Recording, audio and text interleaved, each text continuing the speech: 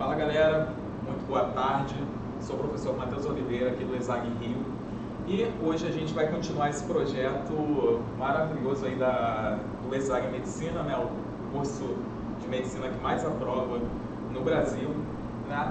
E hoje a gente vai dar continuidade a esse projeto aí chamado Enem para Todos, onde qualquer pessoa tem direito, né? Consegue assistir a nossa aula, nossa transmissão aqui para dar aquela moral para vocês na prova e para que vocês possam conhecer um pouco do nosso trabalho e da nossa metodologia, beleza? Sigam a gente, @ESAG Medicina, lá no Instagram, TV ESAG, lá no YouTube, e ativem as notificações, né galera, para vocês continuarem recebendo os alertas, as chamadas, para tudo que o ESAG pode proporcionar para vocês, beleza? Galera, na aula de hoje a gente vai ver tabela periódica. A tabela periódica, ela é de notória importância para o estudo da química, né? Uma das primeiras matérias que a gente vê de química, né? Logo no iniciozinho, um pouquinho depois de teoria atômica, e ela tem um índice de mais ou menos 3% na prova do Enem. Vale ressaltar também que esses 3% são de temas referentes à tabela periódica. Mas só que, para a gente conseguir trabalhar todo o conteúdo de química, a gente realmente precisa entender como que funciona a tabela periódica, como que ela é organizada, como que ela surgiu, né? E quais informações ela pode dar para a gente de forma útil, para a gente conseguir se dar bem na prova, beleza? Então vamos lá.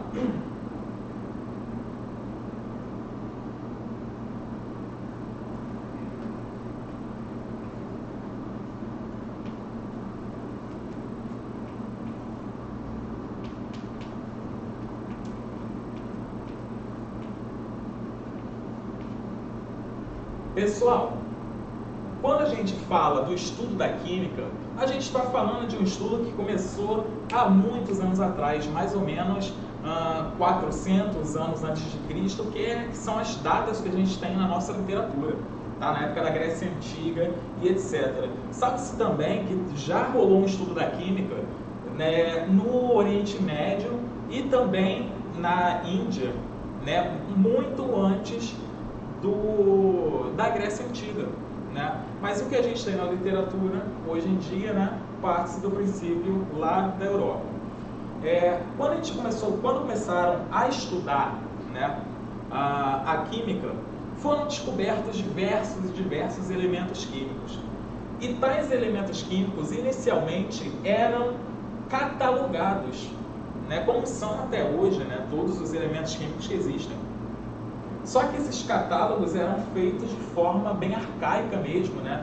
Você tinha fichas, né, um quadrado, onde você tinha representação química, nome do elemento e etc.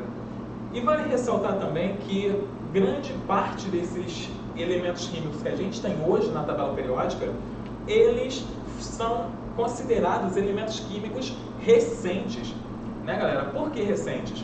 Porque comparado ao tamanho da história que a gente tem no processo científico, esses elementos eles foram descobertos bem recentemente, beleza? Então, para que surgiu a tabela periódica? Por quê? A tabela periódica ela surgiu como uma forma de facilitar o nosso estudo e a nossa compreensão acerca de todo o estudo da química, né? Para você ter algo em mãos onde você pudesse ter as informações primordiais sobre todos os elementos químicos descobertos pelo homem, né, identificados pelo homem até então. E por isso surgiu a ideia de juntar tudo isso em apenas um lugar, né, que foi a tabela periódica. Historicamente, a tabela periódica ela já teve diversas formas, tá? Diversas formas. Ela já foi na forma de um parafuso telúrico, né? Ela já foi baseado nas escalas musicais, né? Dó, Ré, Mi, Fá, Sol, Lá, Si, Dó de novo. Então, com o passar dos anos, a tabela periódica ela foi tendo diversas formas, né, de serem representadas, até a gente chegar à tabela periódica de hoje, que a gente chama de tabela periódica moderna. Tá? Então, tabela periódica moderna. A tabela periódica moderna, galera, ela foi elaborada por um cientista chamado Mendeleev, no qual ele começou a agregar, né, a organizar essa tabela periódica conforme as características desses elementos químicos. Então, assim, por exemplo, quando você vai no mercado e você quer comprar, por exemplo, arroz, né? Você não vai procurar arroz no açougue, por exemplo. Você não vai procurar o teu arroz nos produtos de limpeza, né? Você vai procurar arroz no setor de quê? De cereal. Então, a organização da tabela periódica moderna de Mendeleev, ela é baseada exclusivamente no quê? Né? Ela vai ser baseada na organização, nas características físico-químicas dessas espécies. Tá? Então, esses elementos químicos, né, os atuais 118 que a gente tem, eles são organizados de forma com que as suas características sejam totalmente parecidas. Então, escrevi aqui para vocês, né? Tabela periódica moderna, ela vai ser organizada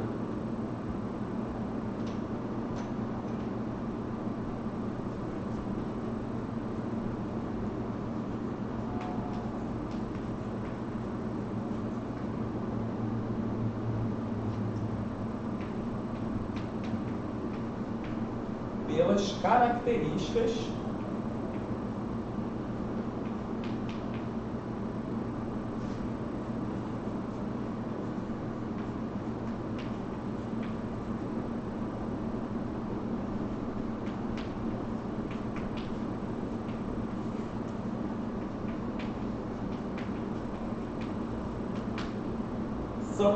ela vai ser o quê? Organizadas pelas características físico-químicas, ou seja, por como, né, conforme esses elementos são parecidos uns com os outros. Por exemplo, na primeira coluna que a gente tem, que a gente já vai aprender a dar o nome para ela, esses elementos eles são organizados, né, eles são chamados de metais alcalinos. Por que são chamados de metais alcalinos? Porque todos aqueles elementos daquela coluna têm características semelhantes, ok? A outra característica da tabela periódica moderna de Mendeleev é que os números, né, desses elementos químicos, os números atômicos desses elementos químicos, eles são organizados em ordem crescente, ok? Ou seja, do menor para o maior, do número 1, hidrogênio aqui em cima, até o número 118, lá o último gás nobre, tá? Então, a organização dela também é em ordem crescente de número atômico.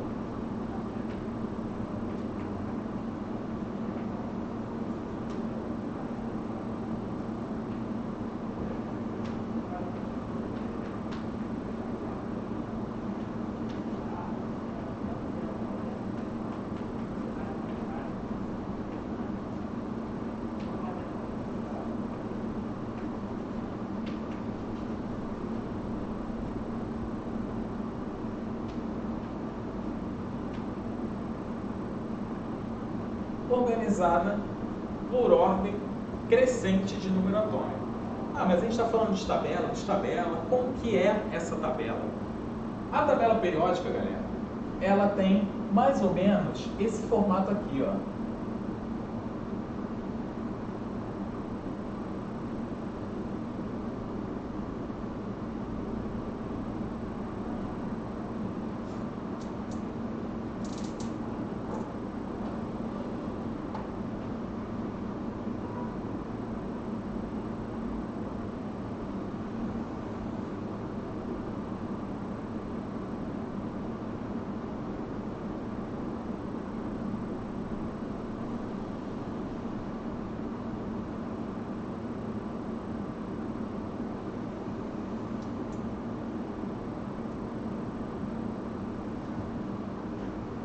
Se a gente observar, né, a tabela periódica,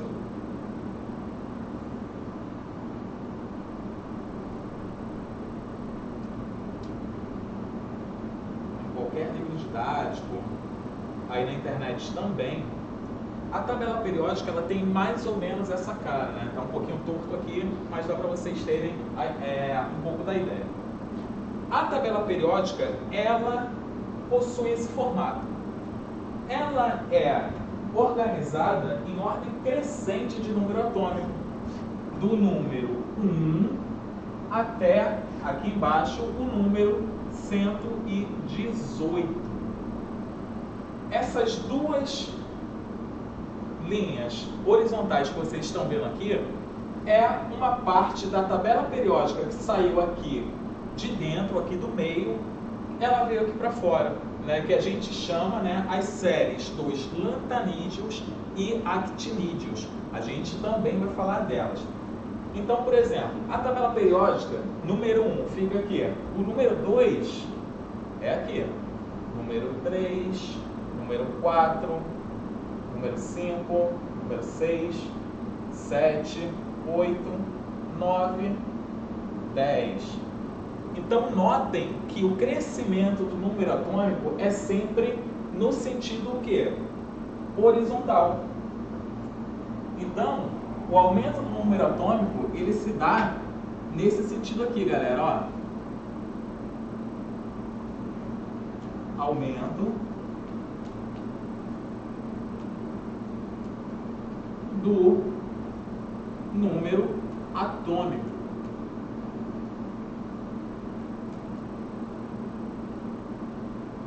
Beleza? Outra coisa que eu preciso comentar com vocês. A tabela, ela é organizada de diversas formas, tá? Em função do que? Períodos ou das famílias, em função dos grandes grupos da tabela periódica. O que são esses grandes grupos? São aqueles agregados de elementos químicos, né, que eu falei para vocês, que têm as suas características bem semelhantes, né? Então a tabela ela vai ser classificada de diversas formas e a gente vai ver cada uma delas aqui, tudo bem? Então,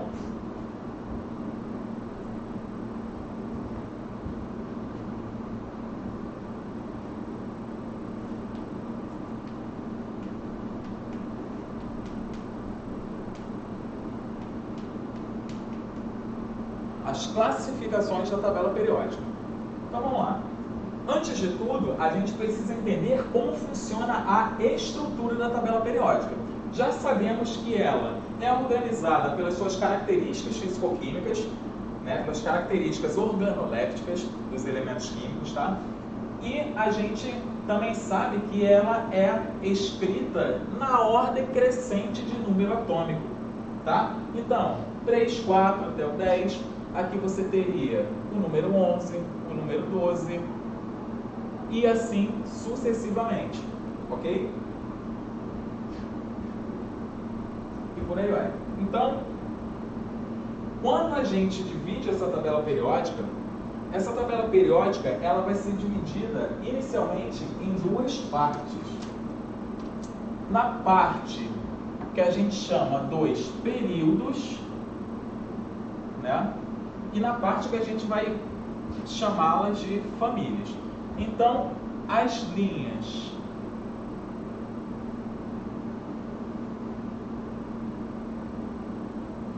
horizontais da tabela periódica a gente chama de períodos.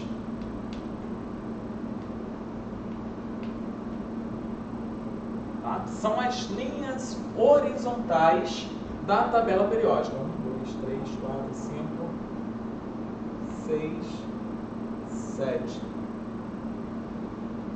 Os períodos da tabela periódica, galera, eles são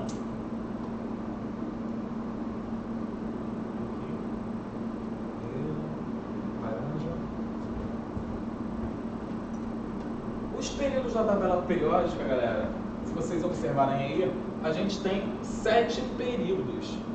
E o que nos indica esses períodos, né? A tabela periódica possui 7 deles. E ele vai indicar o que para a gente, esses períodos? Esses períodos, ele vai nos indicar a camada do átomo, ok? Quando a gente estuda a estrutura do átomo, a gente vê que o átomo ele possui 7 camadas eletrônicas, 7 níveis de energia. Que níveis são esses, né? Os níveis 1, 2, 3, 4, 5, 6 e 7. Só que em algumas literaturas vocês ainda encontram o nome de camadas, né? Camada K, L, M, N, O, P e Q. E cada camada ela possui um determinado número de elétrons, tá? Então esses 7 períodos, né, eles indicam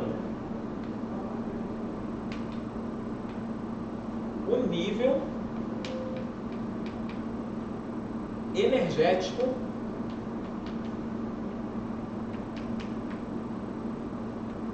do átomo, né? Que a gente também chama de camada.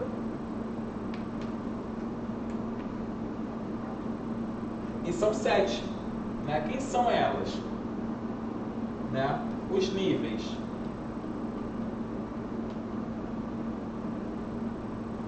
1 ao 7. E se você chamar de camada, a gente fala que são as camadas K, L, M, N, O, P e Q, né? 1, 2, 3, 4, 5, 6, 7. Beleza? Então, por exemplo, todo mundo que está no primeiro período da tabela periódica, como por exemplo o hidrogênio e o hélio, eles possuem apenas uma camada, né? Ou seja, o hidrogênio ele tem um elétron na camada K e o hélio tem 2 elétrons na camada K, no nível 1 de energia. Tanto que a camada K suporta apenas o quê? 2 elétrons, certo? Então, por isso que a gente tem 2 elementos químicos naquela linha. A gente também tem, por exemplo, a camada L, que é a segunda. Né? A gente vai ter lá lítio, berílio, boro, nitrogênio, carbono, cloro, flúor e por aí vai. Né? Então, todo mundo que está naquela segunda linha da tabela periódica, eles possuem o quê? Eles possuem 2 camadas e assim sucessivamente.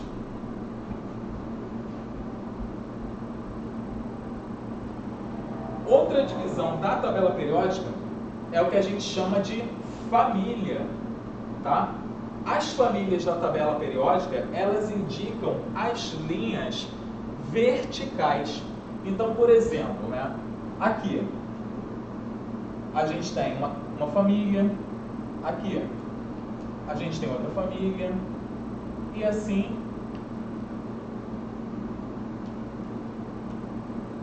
sucessivamente.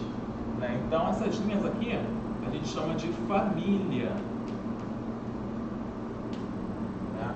As famílias, elas são as linhas verticais. Né? Aqui nos períodos, né, são o quê?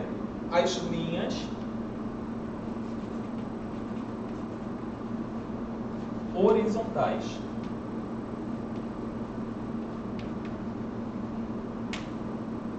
Beleza? As famílias, galera,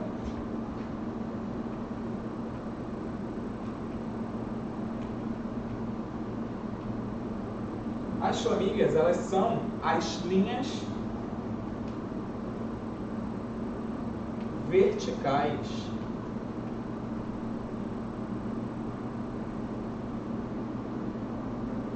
Ok?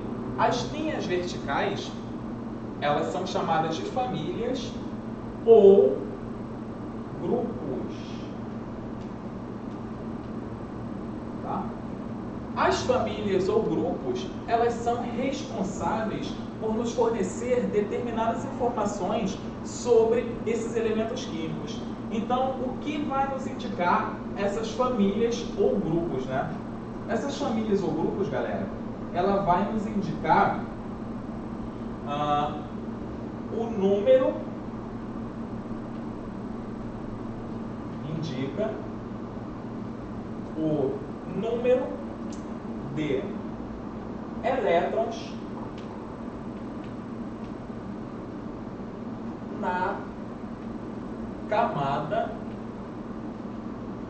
de valência do átomo. Beleza? Então, por que que isso vai ser útil para a gente, né? Primeira coisa, o que que é camada de valência? Só para relembrar aqui para vocês. A camada de valência, galera, ela é a última camada que a gente tem na eletrosfera. Ela é a camada mais distante do núcleo atômico, né? Então, imaginamos um átomo, né? Coisa redonda, assim, uma esfera, que ele possui essas camadas, esses níveis de energia. Tais níveis, cada um deles suporta determinado número de elétrons em sua última camada. Então, a camada de valência, o termo camada de valência, ele é o quê? Ele é usado para designar a camada mais longe do núcleo atômico. Beleza? Então, nas classificações da tabela periódica, a gente pode dividi-las em N formas, tá? Como eu já disse aqui para vocês. Vamos ver a primeira delas. Os períodos, né? Eu já falei para vocês, né, que indica o nível energético, né, a camada que o átomo possui, e os que também são chamados de níveis, né, que você pode representar escrevendo de 1 a 7 ou da letra K à letra Q, que são as linhas horizontais, tá? Então, vamos classificar aqui algumas famílias para a gente.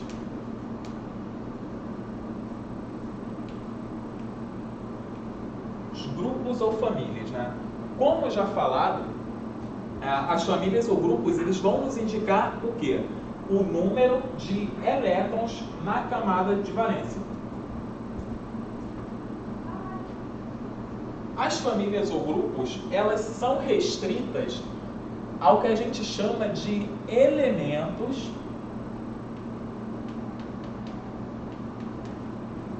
representativos.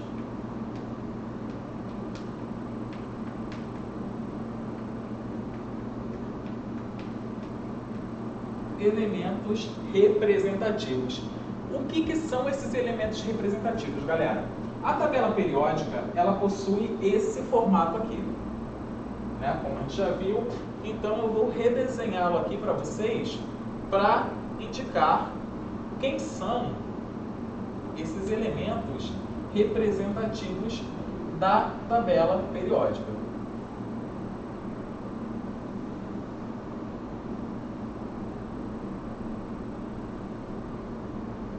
Quando a gente observa a tabela periódica, galera, ela possui esse formato aqui. Os elementos que a gente chama de representativos, eles estão localizados na região que eu vou destacar aqui para vocês, ó.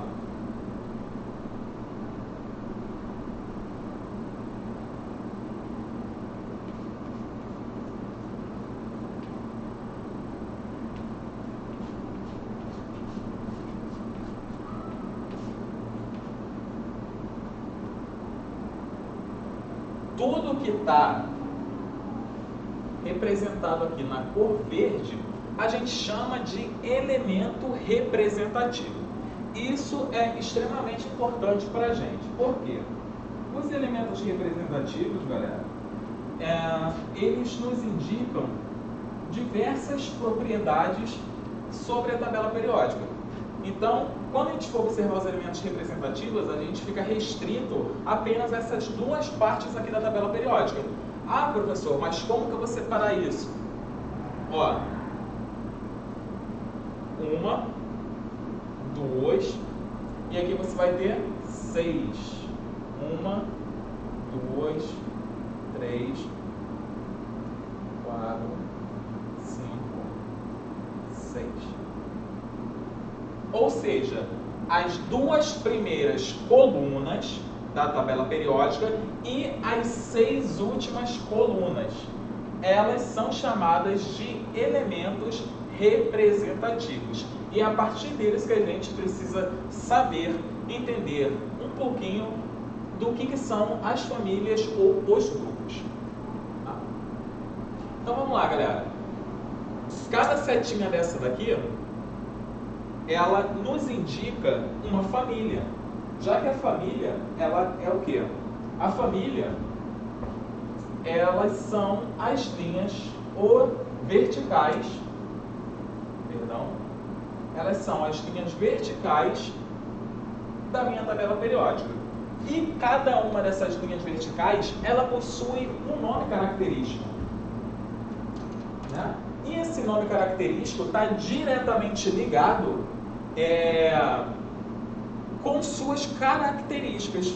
Então, por exemplo, aqui a gente tem o grupo 1, grupo 2, grupo 3, 4, 5, 6, 7, 8.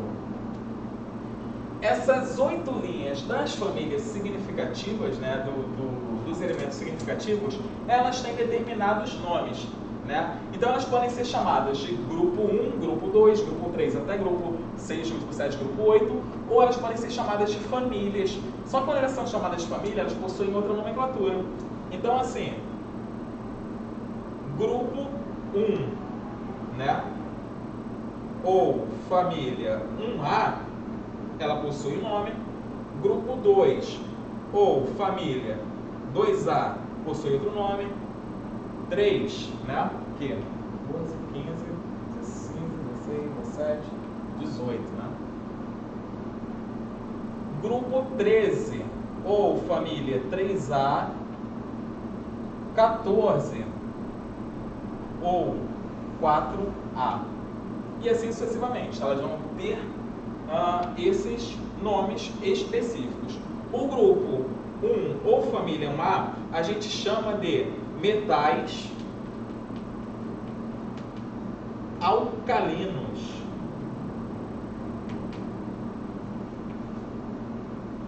Né? Então aqui a gente está falando dos grupos das famílias, né? Família 1A, 2A, o grupo 1, grupo 2, grupo 13, 14, 15, 16, 17 e 18.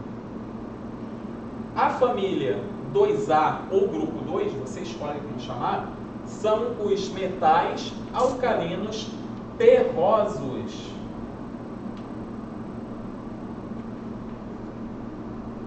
O grupo 13 ou família 3A, ela possui o nome de família do boro. O grupo 14 ou 4A, família do carbono.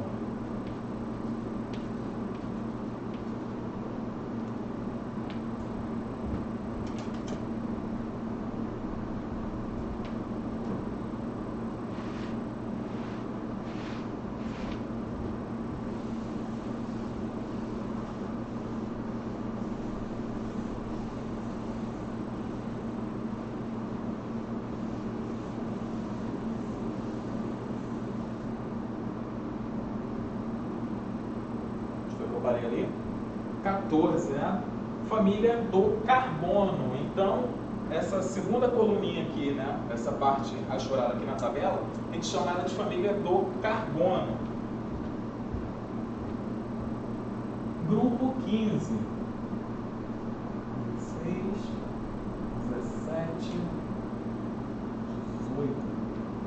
O grupo 15 ou família 5A, grupo 16 ou família 6A, grupo 17 ou família 7A, grupo 18 ou 8A ou 0. Daí vocês encontram em diversas literaturas. A família 5A, família 6A, família 7A, família do carbono. Aqui vai ser família do nitrogênio.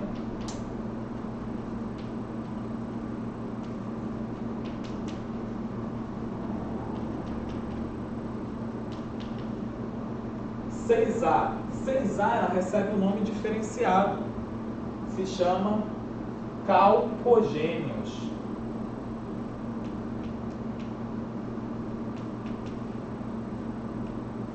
O grupo 17 ou família 7A, ela recebe também outro nome particular, que são os halogênios.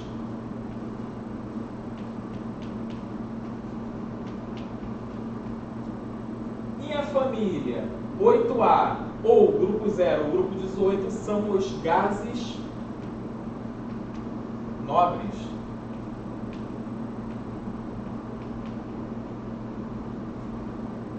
Lembra que aqui eu falei para vocês que os grupos ou famílias, né, das famílias dos elementos representativos, né, que são essas duas primeiras colunas e essas 6 últimas colunas aqui do canto, elas indicam para a gente o número de elétrons na camada de valência. Por que é importante a gente saber isso, galera? Para a gente poder realizar as ligações químicas, né, todos aqueles compostos, lá, aquelas ligações iônicas, covalentes, e formar todas as substâncias que atualmente existem no universo, né? Porque toda substância é formada por ligações químicas, nesses compostos, como por exemplo NaCl, HCl, sal de cozinha, o açúcar, é tudo, né, uma questão de ligações químicas. Então, como eu falei para vocês, ela vai indicar também o número de elétrons na camada de valência. Então vamos lá, os metais alcalinos, eles possuem um elétron na camada de valência. Os metais alcalinos terrosos, lá da família 2A, 2 elétrons de valência, ok? Na última camada, tá? A família do boro, eles possuem 3 elétrons de valência. Família do carbono, 4 elétrons de valência. Família do nitrogênio, galera, 5 elétrons de valência, ou seja, 5 elétrons na última camada. Família dos calcogênios, lá onde está o oxigênio, 6 elétrons.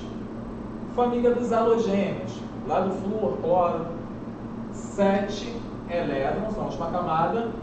E a família dos gases nobres, eles possuem 8 elétrons na camada de valência. Entretanto, a gente tem 2 particularidades na tabela periódica, né? Quem são essas particularidades, galera? Essas particularidades são o hidrogênio e o hélio. Então, né, vocês já devem ter ouvido aquela piadinha, né, de peça um gosto, né, do hidrogênio que vai preso, né, que tem direito a formar o quê? Uma ligação, né? Por que ele faz uma ligação? Porque está na família 1A, né? Mas o hidrogênio, né, qual a peculiaridade dele? O hidrogênio, galera, ele só é encontrado, ele só está aqui representado na tabela periódica. Por quê? Porque ele possui apenas um elétron e ele está ali por mera estética, ok? O hidrogênio, ele não se encaixa nas características físico-químicas dos metais alcalinos terrosos, dos metais alcalinos, ok? Metal alcalino terroso na família 2A. Então o hidrogênio, né, ele se encontra aqui por mera estética, tudo bem? O hidrogênio, né, vou deixar aqui anotado para vocês.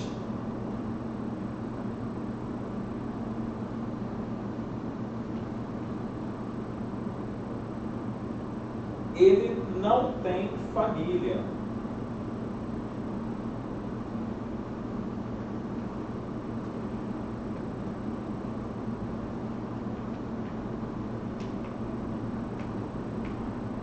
O hidrogênio, ele não tem família, galera.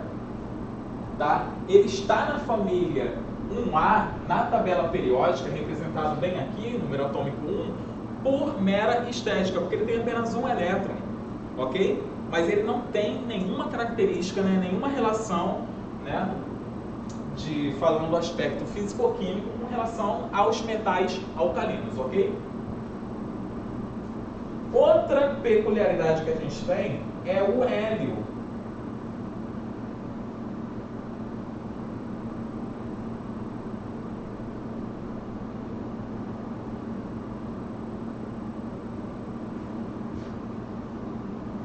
O hélio,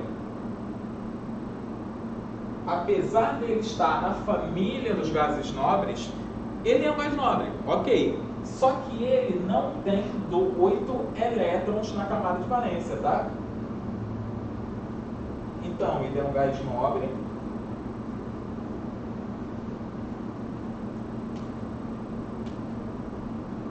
Com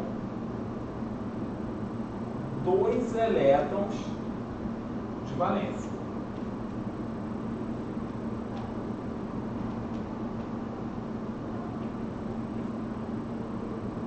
ok? Então são essas duas exceções aí que a gente tem, o hélio e o hidrogênio. O hidrogênio não tem família, ele está ali por mera questão estética, e o hélio, né, de todos os gases que estão na família 8A, né, que possuem 8 elétrons, o hélio é o único que possui 2. Então essas aí são as exceções que a gente tem quando falamos de família. Outra coisa importante também para destacar, né, principalmente para o Enem, né, é que o Enem tem muita prova. A prova do Enem é uma prova bem contextualizada com o nosso dia a dia, né, galera? Então, vale a pena a gente entender um pouquinho como que essas famílias, né, elas aparecem no nosso cotidiano. Como que essas famílias elas aparecem no nosso dia a dia.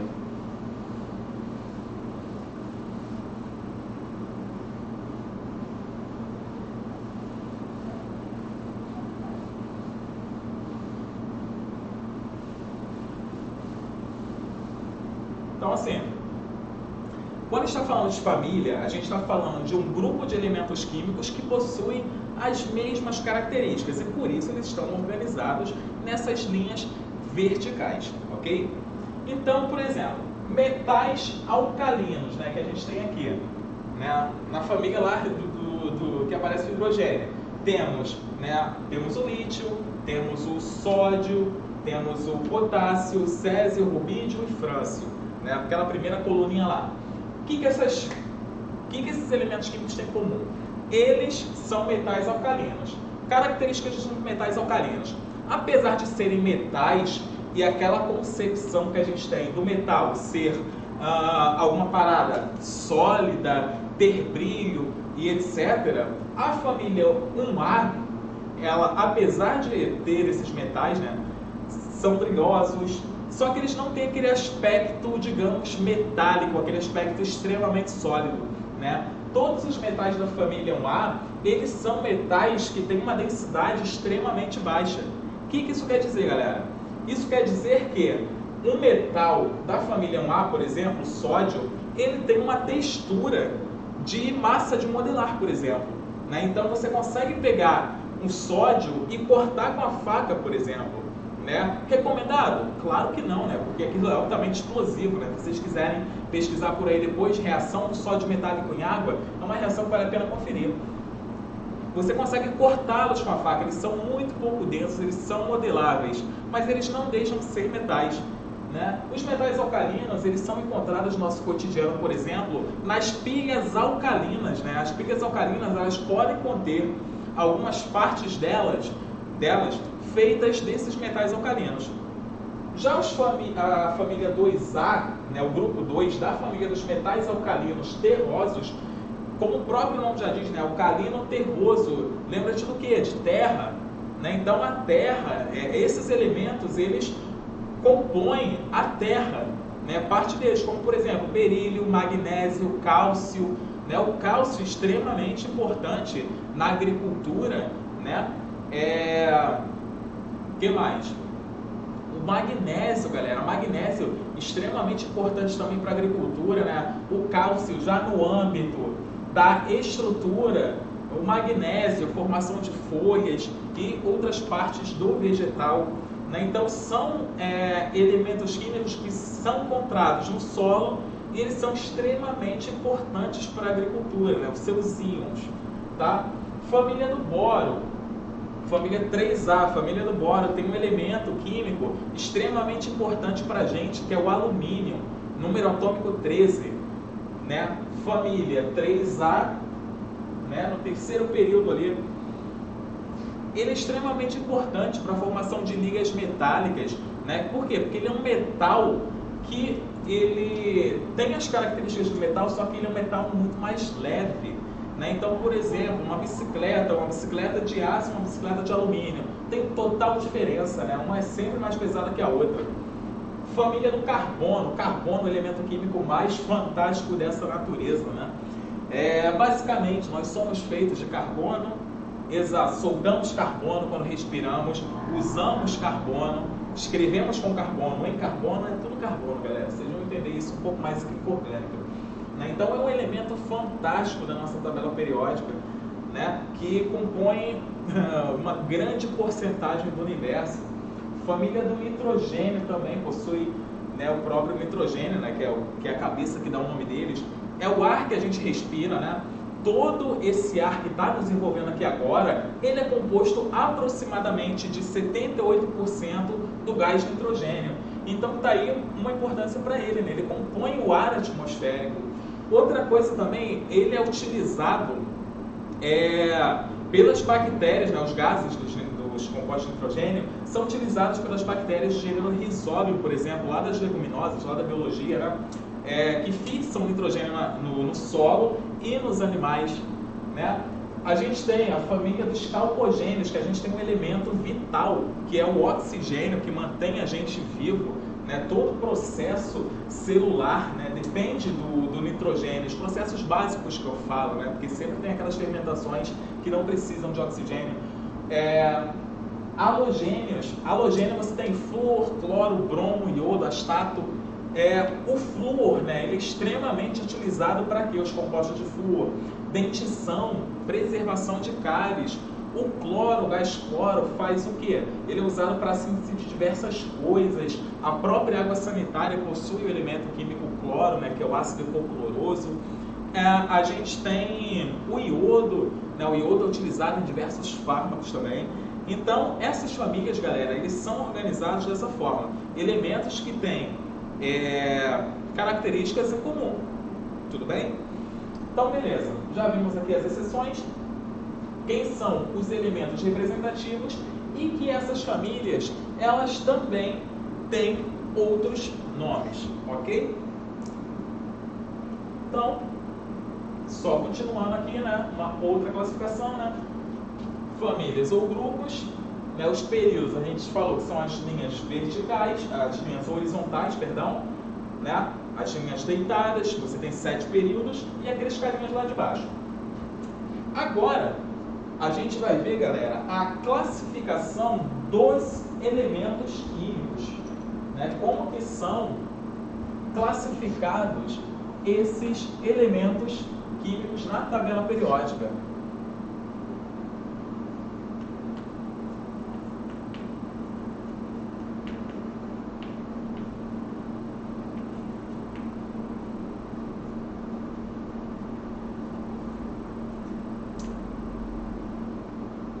Mais um esboçozinho aqui da tabela. Isso aí é meio torto.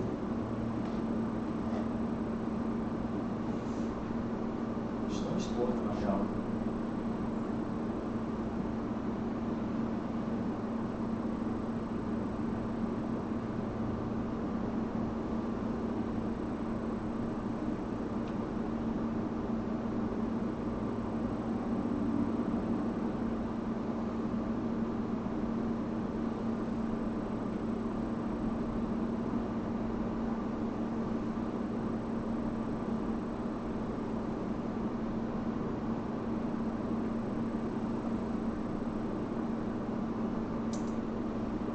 Vamos lá, galera.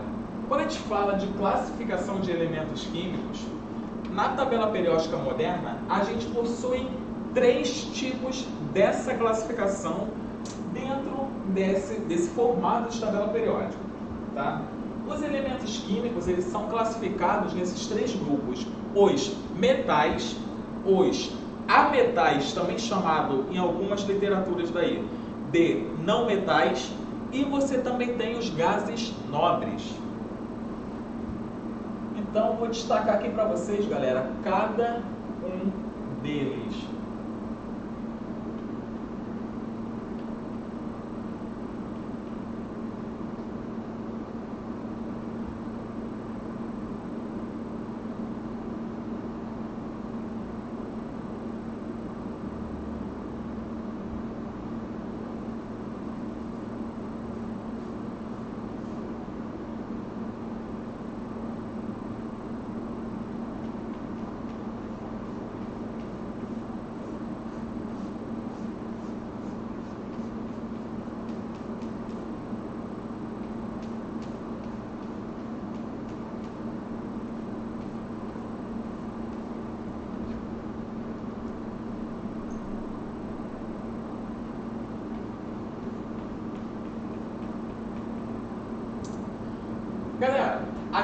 dar a representação aproximada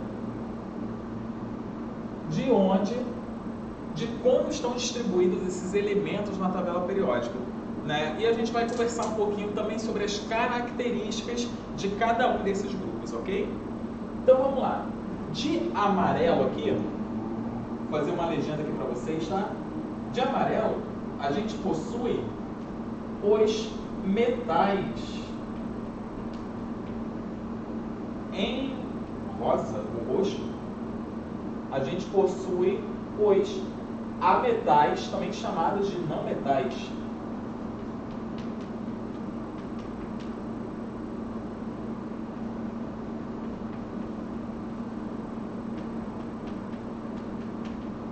De verde nós temos os gases nobres.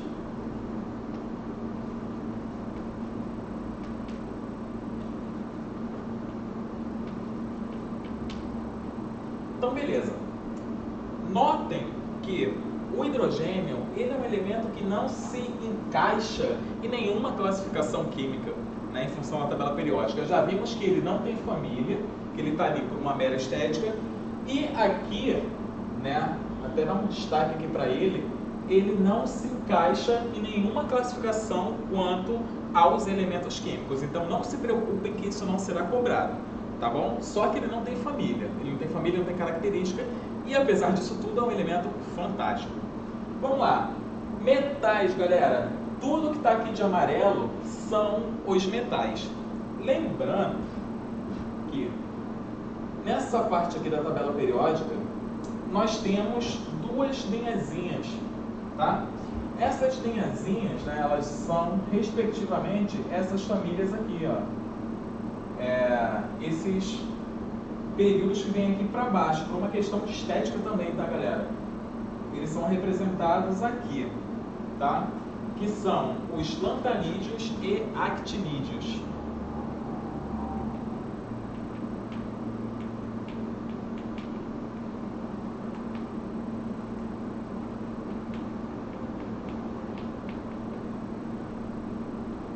Ok?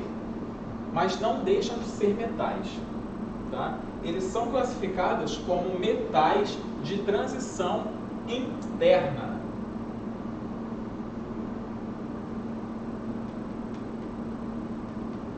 Metais de transição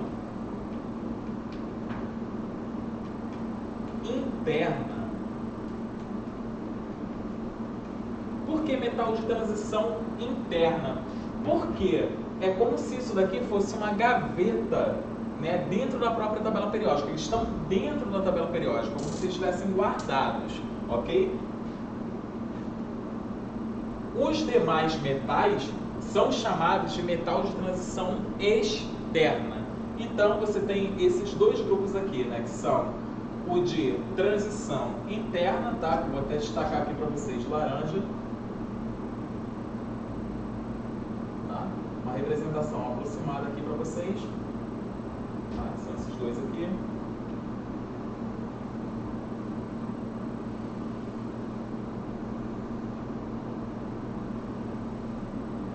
E os demais metais são os metais de transição externa. Metais, quando a gente fala de metal, galera, a gente tem que pensar naqueles elementos químicos, né? Como eu já falei para vocês, né? Que o sódio, apesar de macio, ele continua sendo metal, que o magnésio também é um metal, mas também a gente tem aqueles metais clássicos do nosso dia a dia, né? Como, por exemplo, o cobre, né? Aquele metalzinho da laranja, né? A galera compra muito aí, né? Em questão de depósito de reciclagem, ferros velhos, né?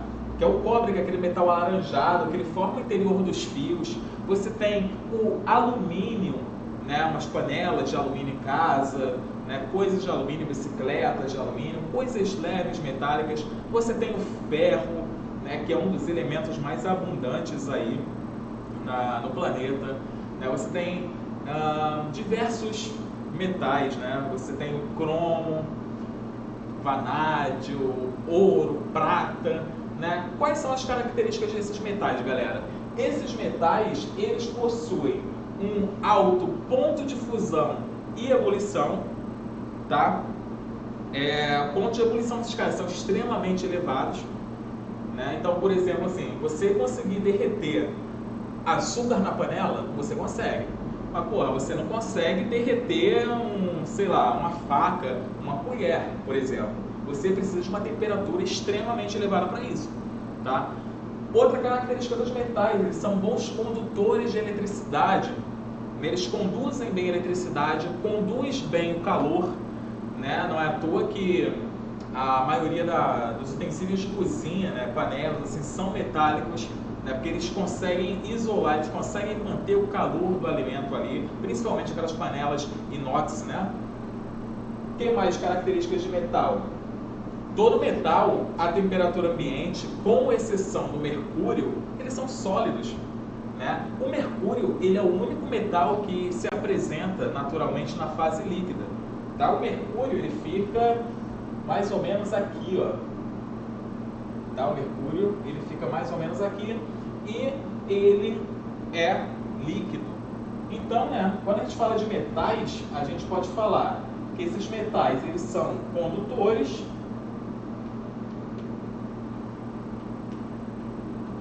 eles são sólidos,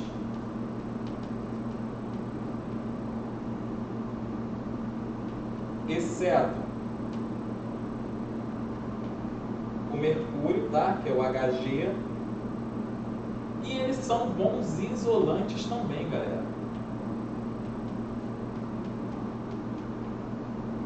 Beleza? Então, né, o Enem, ele costuma cobrar essas coisas, as características dos metais. Há metais ou não metais? Quem são essas espécies, né? São espécies, são elementos químicos que possuem características basicamente opostas aos metais, né? Eles são péssimos condutores, eles não têm um estado físico padrão, né, para existirem na natureza. Você encontra, né, por exemplo, todos os metais conhecidos como mercúrio são sólidos, mas, por exemplo, você encontra bromo, que é um metal, em outro estado líquido, em outro estado físico, né, que é o estado líquido. Você encontra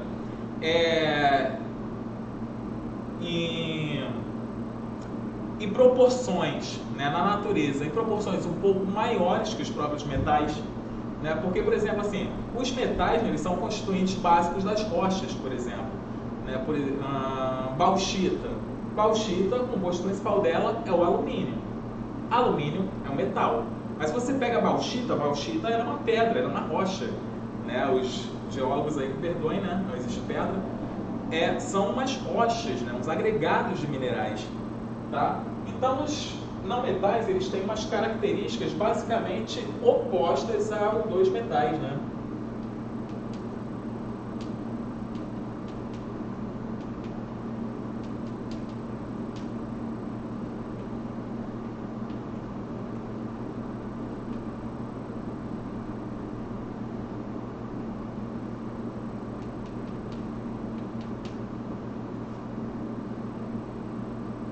Outra característica dos metais também, ó, alto ponto de ebulição. Fusão também, tá, galera? Os ametais, eles já possuem baixo ponto de fusão e ebulição, né? Por exemplo, o açúcar é formado por carbono, oxigênio, que são ametais, e hidrogênio, que não tem família. Você pode pegar o açúcar, colocar na panela e derreter. Agora, se você tentar colocar sal para derreter, você não consegue. Cloreto de sódio, né, que é o sal de cozinha, ele tem sódio, que é um metal. Então, o ponto de fusão, né, para ele derreter, o ponto de ebulição para ele virar vapor, é extremamente alto. E isso a gente não consegue fundir no forno convencional de casa. E os gases nobres, galera, esses gases aqui, né, eles constituem cerca de 2% do ar que respiramos, né? Você tem o hélio, neônio, argônio, criptônio, xenônio e radônio, né? E tem o número 118 lá, que tem um nome novo, aí foi descoberto recentemente também, é um gás nobre. Esses gases nobres, né, eles estão todos em qual estado físico? Ó? Eles são gases, né? Então, o estado físico natural deles são gases. que eu acho que a gente pode falar deles? Eles são utilizados em diversos produtos, galera, em lâmpadas, né, letreiro, por exemplo, assim, passando na beira de estrada, né, você vê aquela luz vermelha lá, ou aquela luz verde daquele letreiro de um hotel, é o que? Aquilo são gases nobres, né, que estão ali dentro.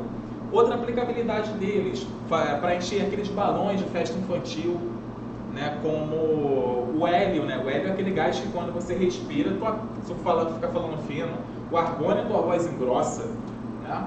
Então, né, eles são gases, eles são muito utilizados, né, na indústria, né, em lâmpadas principalmente, né? Em lâmpadas, né? E eles são caracterizados, né, com cerca de 2% do ar atmosférico.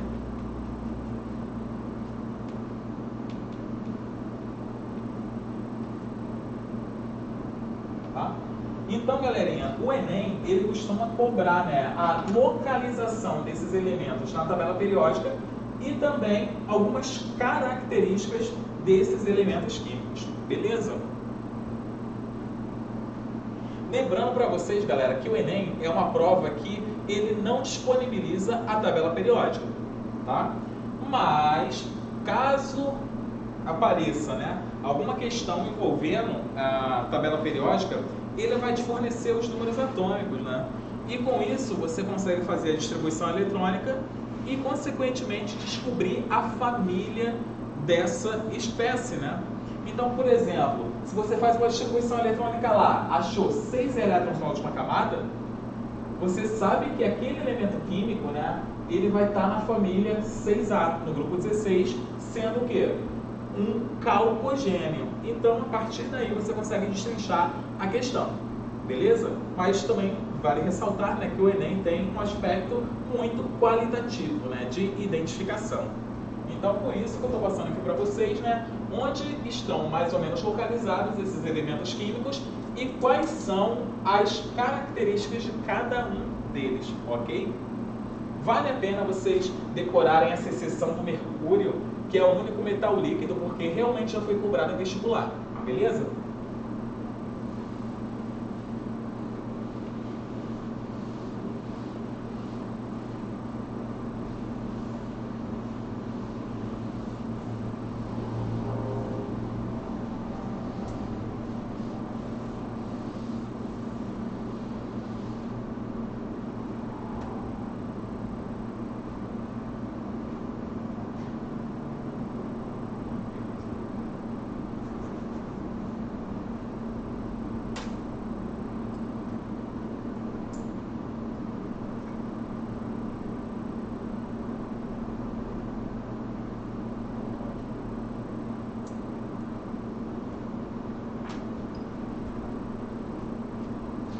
Galera, como eu já comentei com vocês, né, a gente tem a tabela periódica, são os períodos, temos as famílias, período indica a camada, a família ela indica o número de elétrons na camada de valência, na última camada do átomo, né? E as famílias elas também explicitam para a gente as características desses elementos químicos, né? Metais alcalinos terrosos, você encontra muito na Terra, constituinte dos minerais e etc, né? Hidrogênio, sem família, gás nobre, o hélio tem 2 elétrons de valência, né? Os gases nobres eles são altamente estáveis, galera. Isso é importante também saber, né? O que isso significa? Eles são estáveis, eles pouco reagem, né? Não é à toa que o nome deles se chamam gases nobres, né? Porque na época que começaram a surgir, né, o pessoal falou assim, era a burguesia e a nobreza, né, o proletariado lá, né, todo esse lance. Então a nobreza era sempre um grupo à parte, né, que não costumava se envolver com os demais membros da sociedade. Então, de forma análoga, né, foi utilizado isso para designar esses gases nobres, porque eles realmente têm pouca interação. Isso se dá pelo fato deles terem 8 elétrons na última camada, né, que indica para a química, né, segundo a regra do octeto, uma estabilidade, né, uma baixa probabilidade de reação. Não reage? Reage, claro que reage, mas de forma muito menos eficaz do que quaisquer outros produto, do que quaisquer outros elementos químicos, beleza?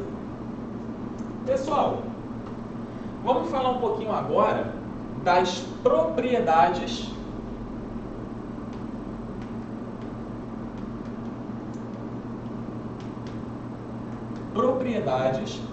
periódicas.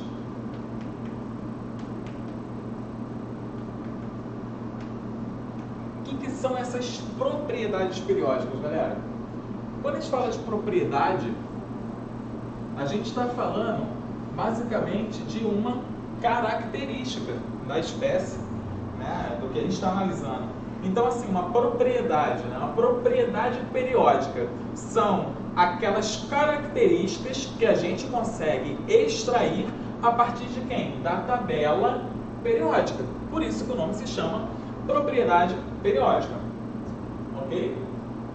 E delas, eu quero destacar para vocês aqui. Eu quero destacar para vocês aqui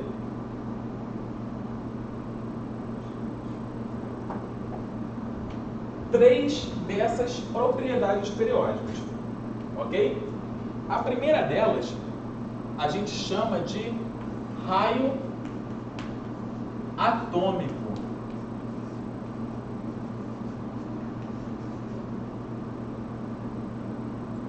O que é esse raio atômico, né? O que ele vai indicar para a gente, galera?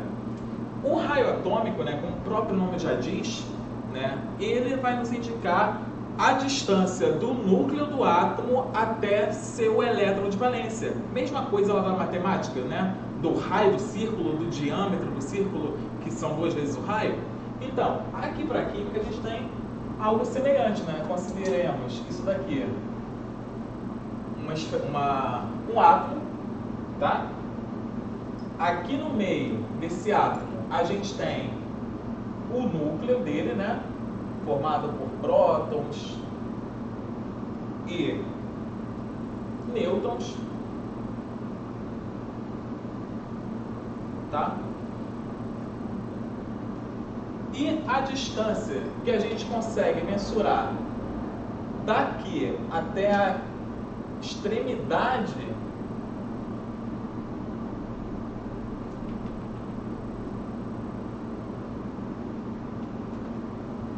a gente chama de raio atômico.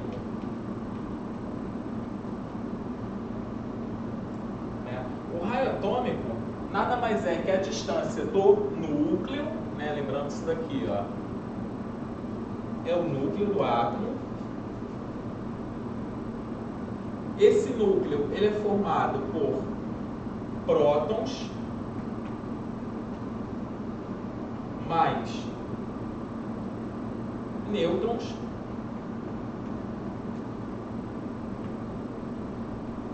tá? Por que é importante a gente entender o raio atômico, né? Entender o porquê que existem diferentes tamanhos nos elementos químicos, né? Nos átomos de elemento químico da tabela periódica, né? Todo elemento químico, galera, ele é composto por camadas, né? Ele tem um núcleo, na qual você encontra os prótons e os nêutrons, e você, ao redor daquele núcleo, você tem a eletrosfera, na qual você encontra em camadas, né, os elétrons distribuídos, tá?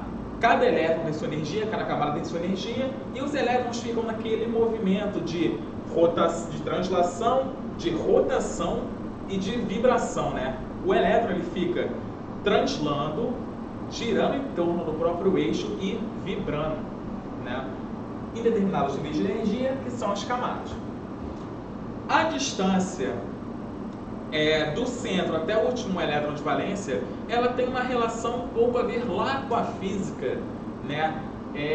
Chamado de força eletrostática, tá? Então, o raio atômico, galera, ele é totalmente dependente de uma característica, né? De uma força, né? Da força eletrostática.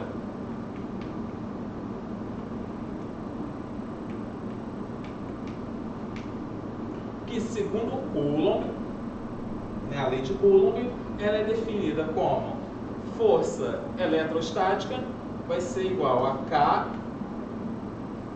carga 1, carga 2, dividido por D ao quadrado. Só que isso aqui é para física, tá, galera? Essa fórmula aqui é para física. Eu só estou mostrando ela para vocês saberem que a partir dela a gente consegue chegar a uma conclusão maravilhosa. Que conclusão é essa, galera? Que a força de atração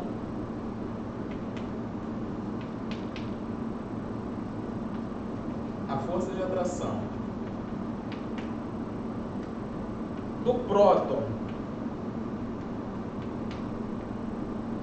tem carga positiva, força de atração do próton e do elétron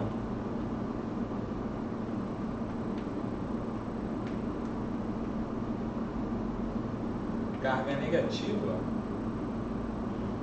ela é inversamente proporcional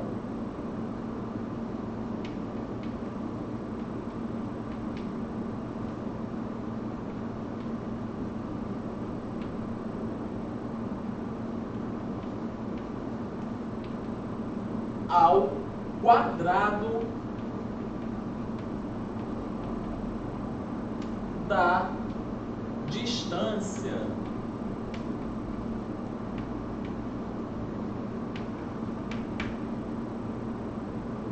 que eu quero dizer com isso, galera?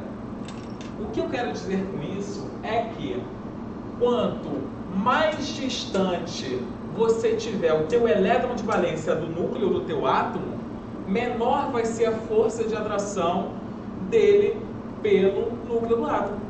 Isso significa o que para a gente? Uma facilidade desse elétron ser atraído pelo átomo ou dele não ser tão atraído pelo átomo. Então, se a gente for comparar, né, a diferença desses tamanhos de átomos de elemento químico, né, a gente chega a uma relação periódica. Que relação periódica é essa?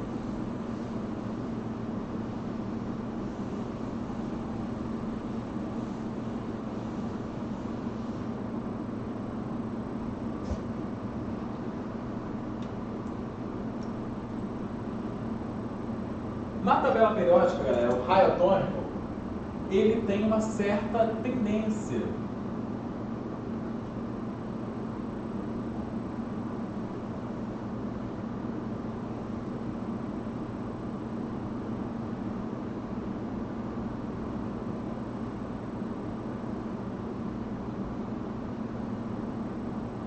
Então, se a gente for falar do raio atômico da tabela periódica, ele vai ter uma certa tendência, galera. Que tendência é essa?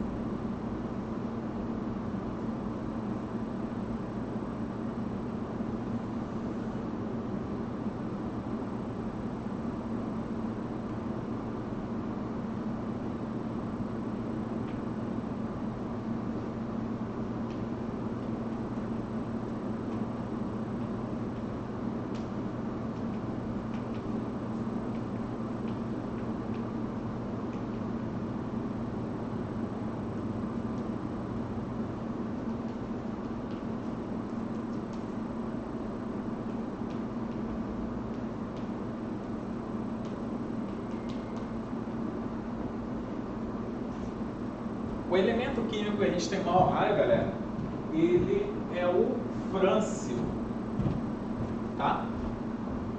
Ó, o frâncio, ele é localizado bem aqui. O frâncio, ele tem 7 camadas eletrônicas, né? Ele termina em 7s1, sua distribuição eletrônica. Ele é um átomo bem grande, porque ele tem 7 camadas. Então, como que essa variação do raio, ela ocorre na tabela periódica? Né? Ela vai ocorrer de duas formas, galera. Em função da família, né? E em função do período. Vamos falar do período primeiro?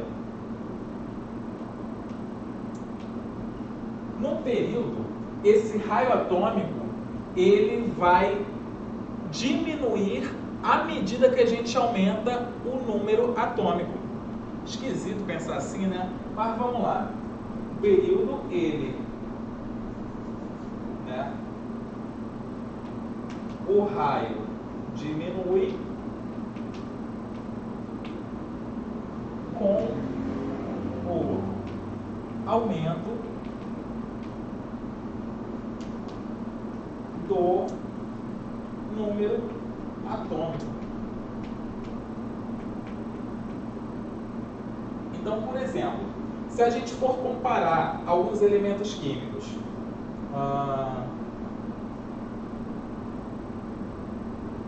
lítio,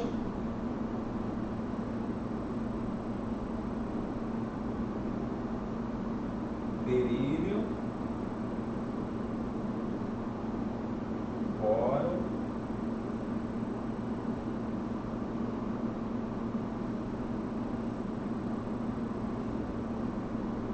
lítio, berílio, boro, carbono, nitrogênio e oxigênio. Se a gente olhar na tabela periódica, o número atômico desses camaradas, eles são o quê? O lítio tem o número 3, o berílio tem o número 4, o boro tem o número 5, o carbono tem o número 6, o nitrogênio tem o número 7, o oxigênio tem o número 8. Tá? Aqui é o exemplo que eu estou dando para vocês, beleza?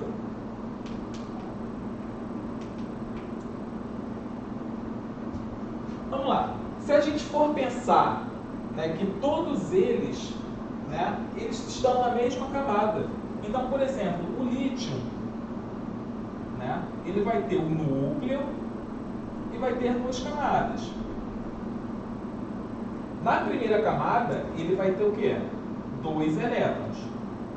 Na última camada, ele vai ter apenas um. O berílio, né, ele vai ter o quê? A mesma quantidade de camadas.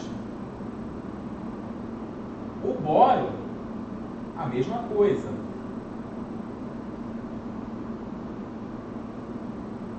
Então aqui, número atômico 4 vai ter o quê? 2, né, na primeira, esse daqui é lá na distribuição eletrônica, e 2 na segunda. O berílio na camada K tem 2 elétrons, e na camada L tem 3 elétrons, e assim sucessivamente, galera. Carbono,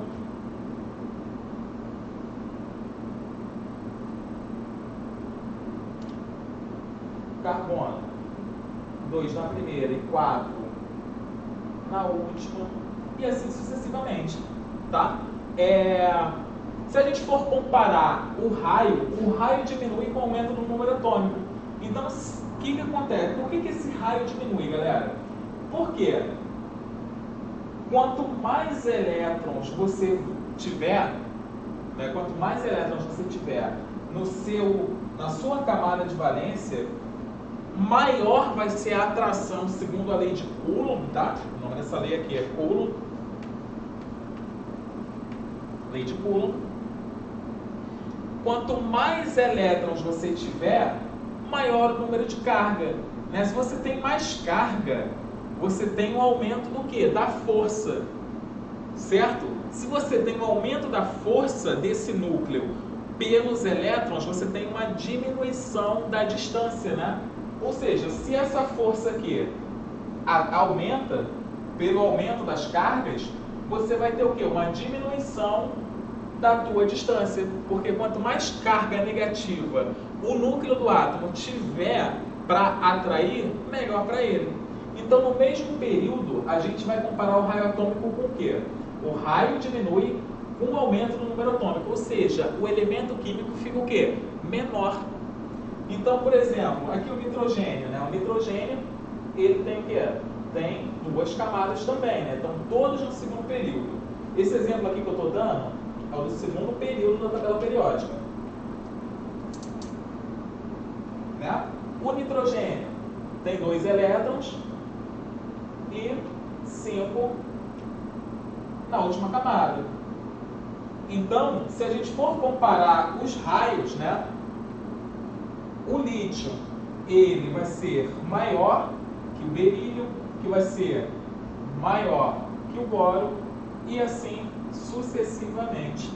Então o aumento do raio, ele está para cá. Ou seja, esse camaradinho aqui, ele vai ser o maior, e esse último aqui vai ser o que? O menor. Consequentemente, o raio atômico vai estar aumentando aonde? Para cá. Por isso, essa setinha aqui, que está de modo genérico, mostrando para vocês como varia o raio atômico na tabela periódica. Então, aumento do raio, ele se dá no sentido oposto ao do número atômico. Então, se o número atômico cresce daqui para cá, esse raio ele vai aumentar em sentido contrário. Por quê? Devido aos fatores que eu já expliquei para vocês, né? Que é a força eletrostática de Coulomb. Né? Quanto mais carga você tem, você aumenta mais a força. Então, se você aumenta mais a força, a distância ela vai ser o quê? Diminuída. Já que, pela interpretação dessa fórmula, deixa isso lá para a física, beleza? Né? Essa fórmula que vocês veem em física, ela diz o quê? Que a força, né, de atração, ela é inversamente proporcional ao quadrado da distância. Então, por exemplo, se a força aumenta em 4, essa distância, perdão, se essa força aumenta em 2, por exemplo, essa distância tem que diminuir em 4, ok? Qual foi o último que eu apaguei? Esse aqui, não?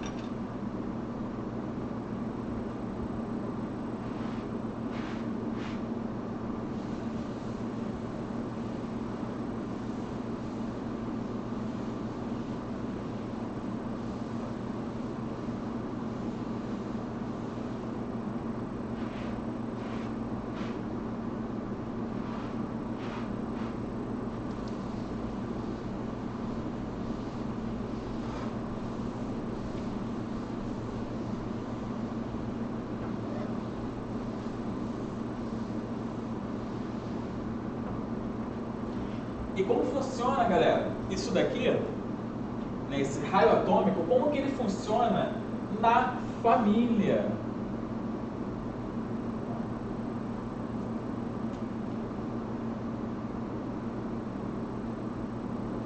Nos grupos ou famílias.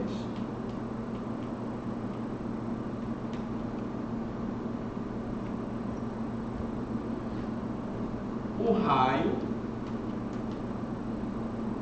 aumenta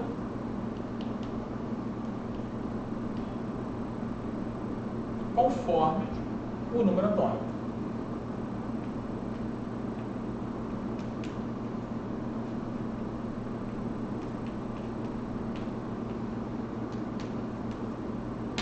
Então, como que a gente vê isso, galera? Por exemplo, pega lá o segundo período. A gente tem o sódio, potássio,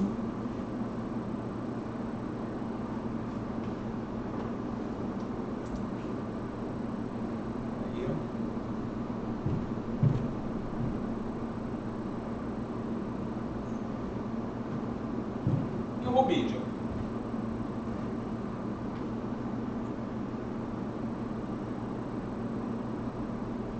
(37, 19, número atômico 11, tá? Lembrando, galera, que a representação da tabela periódica em função do número de massa da espécie ou do número atômico dela, ela varia de tabela para tabela.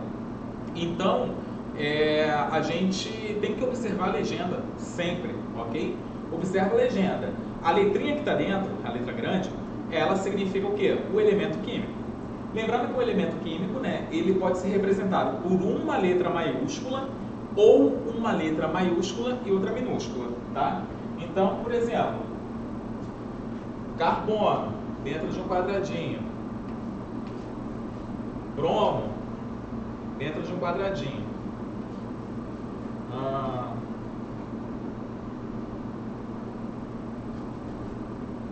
Ó, isso daqui é ok, uma letra maiúscula. Uma letra maiúscula também é ok. Duas letras maiúsculas ou duas letras minúsculas não existe.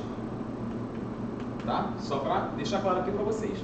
Então vamos lá, galera. Se a gente está falando do sódio, o sódio ele está no terceiro período da tabela periódica, né? Então o sódio, qual a peculiaridade dele? Ele está no terceiro período. O potássio ele está no quarto período. E o rubídio ele está no quinto período. O que isso significa para a gente, que a gente também já viu isso hoje, né, galera? Significa que o sódio ele possui 3 camadas. O potássio possui o quê? 4 camadas. E o rubídio possui o quê? 5 camadas. Então, se a gente for representar, né, esses átomos, ó, o sódio tem 3 camadas. O rubídio, o potássio já tem 4 camadas. Então, ó, 1, 2, 3, 4. Ele já fica um pouco maior, né? E o rubídio, ele já tem o quê? 5 camadas. Então, ó, ele tem 1, 2, 3, 1, 2, 3, 4, ó, a quinta. Estão percebendo como que esse raio, ele realmente aumenta, né? Ó, raio, o raio, olha só esse raio aqui, enorme, né, galera? Então, né, de modo geral, a gente pode falar que quanto mais camadas,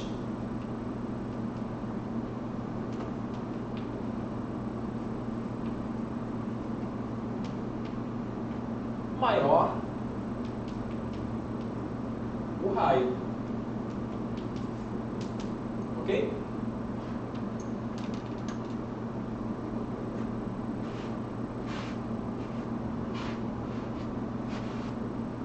Lembrando, para descobrir, né, como que, se eles estão na mesma família pelo Enem, é só fazer a distribuição eletrônica, tá, galera?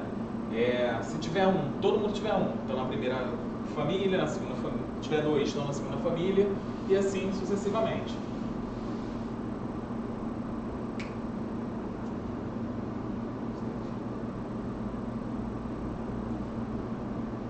Então, vamos lá, galera.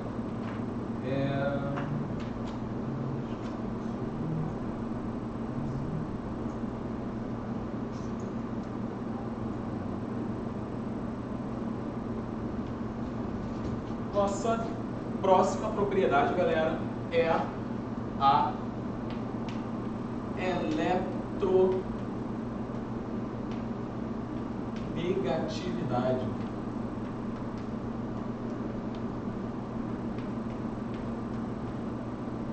A eletronegatividade, galera,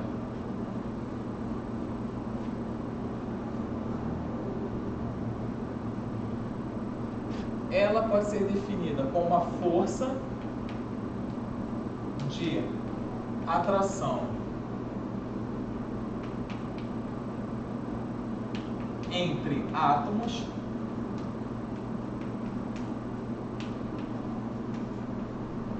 numa ligação química.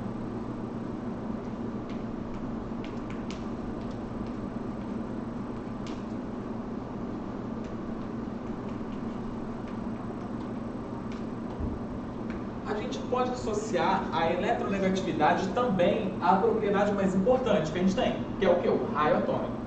Então, a gente pode falar, né, grosso modo, que a eletronegatividade, né, essa força de atração entre 2 átomos em uma ligação química.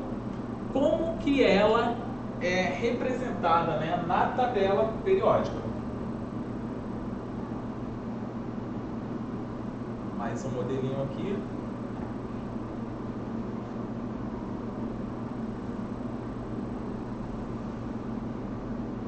A eletronegatividade, ela é uma força de atração. E como a gente já viu, a força de atração, ela é inversamente proporcional à distância. Então significa que se um átomo ele é muito grande, a força de atração ela é muito curta. E se um átomo ele é bem pequenininho, a força de atração é extremamente forte, que é, por exemplo, o que acontece com o flúor. Né? O flúor, galera, ele está localizado bem aqui, ó, número atômico igual a 9. Ele é um elemento químico extremamente pequeno, tá? E altamente reativo. Por quê? Ele possui um raio muito pequeno. Né? Então, como a gente já viu, né, no raio atômico, quanto maior for a distância entre o núcleo e o elétron de valência, quanto maior for essa distância, menor a força de atração. E quanto menor for essa distância, maior é a força de atração. Então a gente pode pressupor que na eletronegatividade ela vai ser inversa, né, à função do raio atômico. Então a eletronegatividade ela vai variar nesse sentido daqui. Então, por exemplo, se a gente pega aqui hidrogênio, sódio, o cobre e, sei lá,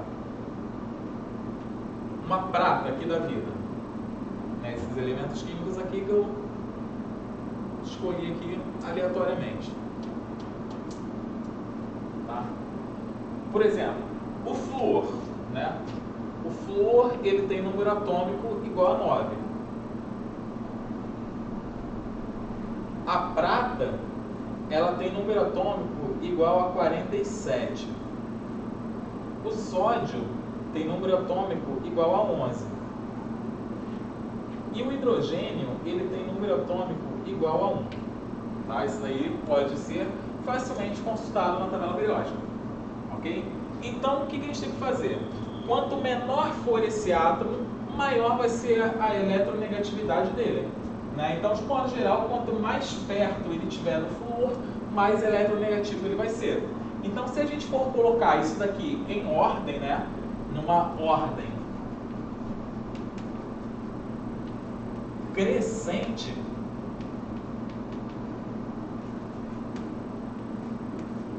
a gente teria o quê? Nessa ordem crescente. A gente teria, né, o quê? O flúor, ele está no segundo período. O hidrogênio está no primeiro período. Então, por exemplo, deixa eu substituir isso daqui. Não, tá bom. Vamos lá. O flúor, ele é o elemento químico mais eletronegativo. Né? Se a gente for fazer pela tendência, né, de proximidade do flúor, a gente vai ter o quê? O cobre, né? Seguido de quê? O que vocês acham que seja mais importante? A camada ou a família? Para a gente definir isso daqui. Né? O mais importante, galera, realmente vai ser a camada. Né? Porque quanto menos camadas, né, menor vai ser o raio atômico. Então, por exemplo, o sódio tem 3 camadas. O flúor tem 2, o hidrogênio tem 1. Então a gente tem que ficar atento realmente ao tamanho desse átomo, dessas camadas. Sempre lembrando que a força ela vai ser inversamente proporcional ao quadrado da distância. Então quanto maior vai ser a força, né, mais atraído esse elétronzinho vai estar pelo núcleo e consequentemente vai ser mais eletronegativo. Então a gente poderia flúor, hidrogênio, né? Hidrogênio, o sódio tem 3 camadas, o cobre tem 4. Então, sódio, cobre e prata. Né? Então, isso daqui seria uma ordem teórica de eletronegatividade desses elementos químicos. Beleza? Então, a gente pode meio que considerar que quanto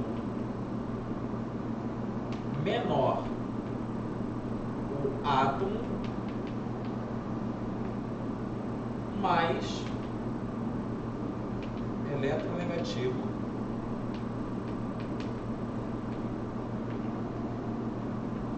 ele é.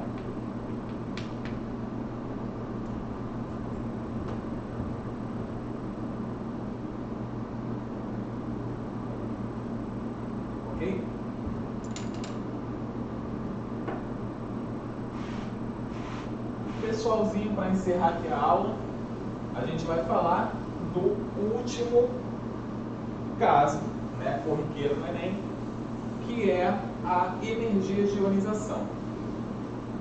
Tudo tem a ver com raio, tá, galera? Então, o pensamento, ele vai ser altamente valioso. Tá, só para encerrar aqui. Energia de ionização.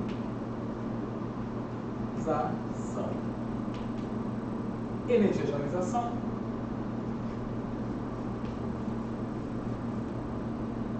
por definição, energia necessária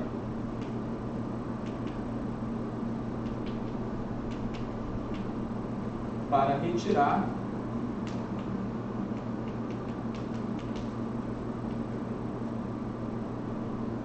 o elétron de valência do átomo. Se a gente for observar, galera, a tabela periódica, né, nosso status aqui, essa energia de ionização, ela também tem a ver com raio, né? Então, se você quer arrancar aquele último elétron, quanto maior for o átomo, melhor vai ser para a gente arrancar esse elétron. E quanto menor for esse átomo, né, sempre tendo por base o raio atômico, mais difícil vai ser para arrancar.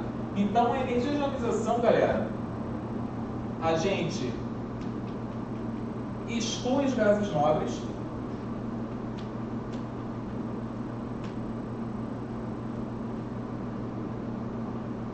tá? Assim como a eletronegatividade. Exclui por quê? Porque os gases, essa energia é muito alta.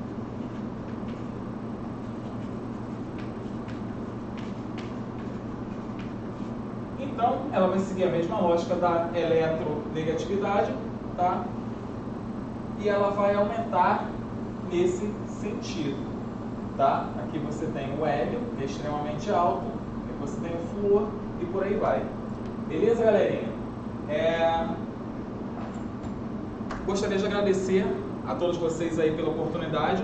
Espero que vocês consigam aprender um pouquinho aí para mandar muito bem na prova, e lembre-se de acompanhar o ESAG Medicina nas nossas redes sociais. Valeu, galera, um abraço e boa prova.